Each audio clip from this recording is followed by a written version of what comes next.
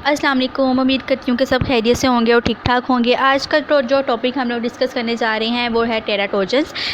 टेराटोजेंस क्या चीज़ है और हम पढ़ेंगे इसका इफेक्ट क्या होता है प्रीनेटल डेवलपमेंट के ऊपर। टेराटोजन कोई भी ऐसा कोई ड्रग होता है या कोई भी ऐसा इन्फेक्शन होता है जो कि फीटस के अंदर अबनॉर्मेलिटीज़ कोज करता है। ये एक ग्रीक वर्ड टेरा से लिया गया है जिसका मतलब होता है मॉन्स्टर। हम लोग ये नहीं कह सकते कि कोई एक टेराटोजन है जो कि एक कोई अबनॉर्मेलिटीज़ क्रिएट करता है कोई ऐसे डिसफॉर्मेलिटीज़ कोज करता है, बल्कि ऐसे हज़ारों टेराटोजन्स होते हैं जो कि फीटस के अंदर अबनॉर्मेलिटीज़ कोज करते हैं। अगेन ये डिपेंड करता है टेराटोजन के डोज़ के ऊपर, मतलब कि कितनी मिकदार के अंदर या कितनी आप उसकी जो डोज़ है उसके अंदर लेना। जितना ज़्यादा आप लोग जितना ज़्यादा आप लोग ड्रग्स वगैरह लेंगे उतनी ज़्यादा इसका इन्फेक्शन का रेट हाई होगा। सबसे पहले हम लोग इसके साइकोटिक मतलब कि साइको एक्टिव ड्रग्स के बारे में पढ़ेंगे। साइको एक्टिव ड्रग्स कौन से होते हैं? ऐसे ड्रग्स जो कि डायरेक्टली किसको जाके अटैक करते हैं, हमारे नर्वस सिस्टम को, जिसकी वजह से हमारी अबनॉर्मेलिटीज़ आती हैं या कोई डिसफॉर्मेलिटीज़ आएगी हमारे कॉन्शियस लेवल के अंदर, मूड के अंदर और परसेप्शन के अंदर। ऐसे सारे ड्रग्स को हम लोग कहते हैं कि ये साइको एक्टिव ड्रग्स होते हैं, यानी जो कि हमें अपनी कॉन्शियस स्टेट के अंदर ना रहने दें। ऐसे सारे ड्रग्स को हम लोग साइको एक्टिव ड्रग्स कहेंगे। अब इसके आगे से डिफरेंट टाइप्स होती हैं, जैसे कि अल्कोहल हो गया, निकोटीन, कोकेन। अब इनको वन बाय वन डिस्कस करेंगे कि इनके लेने के साथ कौन कौन सी अबनॉर्मेलिटीज़ होंगी फीटस के अंदर। सबसे पहले बात करते हैं हम लोग अल्कोहल की। वो मदर जो कि बहुत ज़्यादा अमाउंट के अंदर इसकी कंजम्पशन कर रही होती हैं अल्कोहल की, उनके जो बच्चे होते हैं, जो उनका फीटस होता है, उनके अंदर फीटल अल्कोहल सिंड्रोम आता है। ये एक ऐसे अबनॉर्मेलिटीज़ का क्लस्टर है जिसके अंदर जो फेशियल डिफॉर्मेशन होगी, हमारे डिफेक्टिव लिम्स बनेंगे, फेस का स्ट्रक्चर ठीक नहीं रहेगा, हमारे हार्ट के ऊपर ये डायरेक्टली इफेक्ट करता है। इसके बाद ये हमारा IQ लेवल, इंटेलिजेंस लेवल, उन सबको भी बहुत ज़्यादा अफेक्ट करता है और ऐसे बच्चों के अंदर IQ लेवल उनका बहुत ज़्यादा लो होता है। फिर आगे बात हम लोग करते हैं निकोटीन की।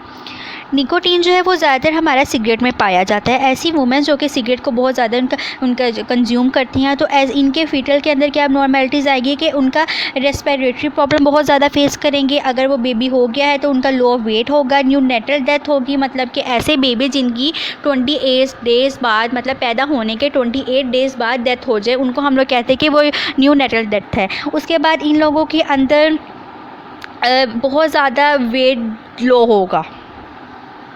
फिर देखा गया है कि कुछ ऐसी ख़वातीन जो कि जिनके हस्बैंड जो हैं वो स्मोक कर रहे होते हैं या कि वो किसी ऐसी इन्वायरमेंट में रह रही होती है जहाँ के ऊपर सिगरेट पिया जाता है, तो उनकी उस इन्वायरमेंट में मौजूद होने से उनके बेबी के ऊपर बहुत अफेक्ट पड़ता है कि जो बेबी उनका पैदा होगा उनका 4 आउंस वेट जो है वो कम होगा as compare to normal baby. फिर बात करते हैं हम लोग कोकेन की। कोकेन के का हम लोग इसके बारे में पढ़े तो इसका एक्सपोजर जो होता है वो कॉज करता है रिड्यूस बर्थ वेट के अंदर। उनकी लेंथ जो बेबी पैदा होगा उसका लेंथ भी बहुत ज़्यादा छोटी होगी, उनके हेड जो है वो सही तरीके से फॉर्म नहीं हुआ होगा। फिर एक और चीज़ देखी जाती है कि अगर कोई प्रेग्नेंट वूमेन है उसका एक्सपोजर हो रहा है 1 मंथ भी कोकेन वाले एरिया उसके अंदर, तो क्या चीज़ आती है कि उन बच्चों के अंदर लेस इफेक्टिव सेल्फ रेगुलेशन होगी, हाई एक्साइटेबिलिटी होगी, मतलब कि वो छोटी छोटी चीज़ों के ऊपर भी चौंक जाएंगे, उनके अंदर सेल्फ रेगुलेशन बिल्कुल भी नहीं होगी, वो अपने रिफ्लेक्सेस को ज़्यादा एक्टिवली मतलब शो नहीं कर पाएंगे। फिर एक और चीज़ देखी गई कि इसका बेबी के कॉग्निटिव बिहेवियर के ऊपर बहुत ज़्यादा इफेक्ट पड़ता है। वो सही तरीके से चीज़ों को ना समझ पाएगा, ना उनको अपने माइंड को सही तरीके से इस्तेमाल कर पाएगा। फिर न्यूरोलॉजिकल प्रॉब्लम बहुत ज़्यादा उनके अंदर आते, न्यूरॉन सही तरीके से फंक्शन नहीं करते, तो ये सारी किस वजह से होता है? कोकेन की कंजप्शन की वजह से।